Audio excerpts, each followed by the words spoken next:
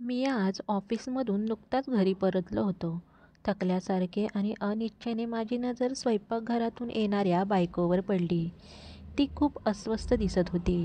तिचा मूड पाहताच मला कळले की काहीतरी गडबड नक्कीच आहे. म्हणूनच ललिता खूप नाराज दिसत आहे. मी माझे हातपाय धुवून तिला टॉवेल मागितला. तिने काहीही न बोलता तो माझ्याकडे आणला. मी तिच्या खांद्यावर हात ठेवला आणि विचारलं, ललिता, काय झालं?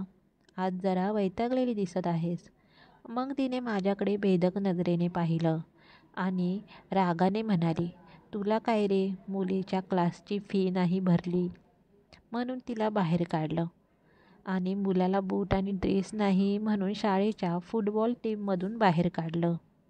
तुला काय पडलंय? तू सकाळी 9ला जातो आणि रात्री 8ला येतो आणि मग चादर ओढून ताणून देतो.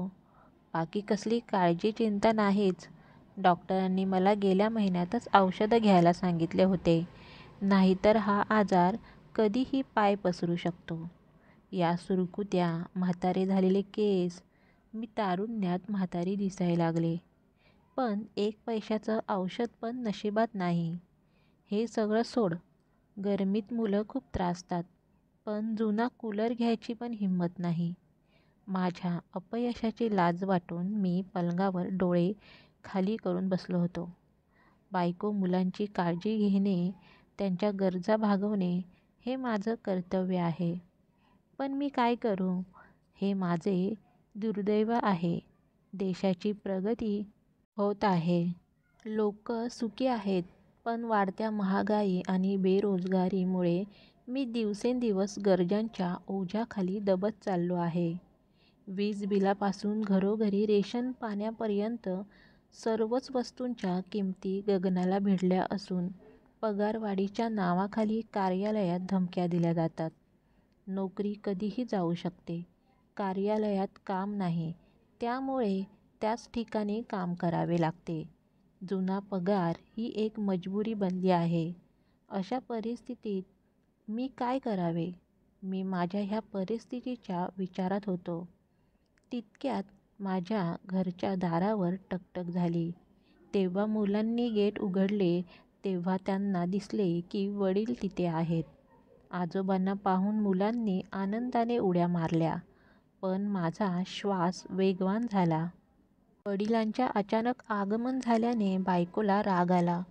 मी किचनमध्ये आलो तेव्हा ललिता बडबड करत होती. म्हाताऱ्याला पैशाची गरज आहे असं दिसतंय. नाहीतर इथं कोण येणार? मोठा पोरगा फक्त नावाला आहे. काय हवं असेल तर आपण दिसतो. आमच्या पोटाचा खड्डा भरत नाही तर ह्यांच्या घरच्यांच्या पोटात भरणार कुठून? ललिता हे शब्द असे कधीच उच्चारले नसते.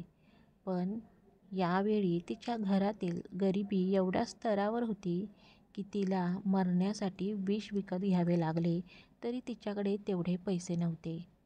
एकीकडे ललिता मला हे सतत बोलत होती आणि दुसरीकडे मी काही साध्य करू शकलो नाही. शेवटी मी ललिताला गप्प राहायला सांगितले. तू गप्प बस. काहीही झालं तरी उद्या मी तुझी औषधं आणि मुलांना लागणाऱ्या वस्तू आणून देईन. पण तूर्तास वडिलांची आज्ञा मान. घरात त्रास करण्यात काही अर्थ नाही. त्यांच्यासमोर हे त्यांच्या प्रतिष्ठेचा विरुद्ध आहे. मी नजर हटवली आणि दुसरीकडे पाहू लागलो. नळावर हात तोंड धुवून बाप प्रवासाचा थकवा दूर करत होता. यावेळी माझा हात थोडा घट्ट झाला. मोठ्या मुलाचा बूट फाटला आहे. शाळेत जाताना तो रोज कुरकुर करतो. पत्नीच्या उपचारासाठी संपूर्ण औषधे खरेदी करता आली नाहीत. बाबूजींनाही आता यायचं होतं. घरात भयान शांतता पसरली होती. जेवण झाल्यावर वडिलांनी मला त्यांच्या जवळ बसण्याचा इशारा केला. मला शंका आली की काहीतरी आर्थिक समस्या आली असावी. बाबा उठून खुर्चीवर बसले, पूर्णपणे बेफिकीर. ऐक म्हणत त्यांनी माझे लक्ष त्यांच्याकडे वळवले. श्वास रोखून मी तिच्या चेहऱ्याकडे पाहू लागलो. पुढचं वाक्य ऐकून मी सावध झालो. ते म्हणाले, शेतीच्या कामात क्षणभरही मोकळा वेळ मिळत नाही. सध्या कामाचा ताण आहे. रात्रीच्या ट्रेनने परत जाणार. 3 महिन्यापासून तुमचे कोणतेही पत्र आलेले नाही. जेव्हा तू चिंतेत असतो तेव्हाच असं करतो. तुझी लहानपणाची सवय मला माहीत आहे. मुलांची पण खूप आठवण येत होती म्हणून आलो.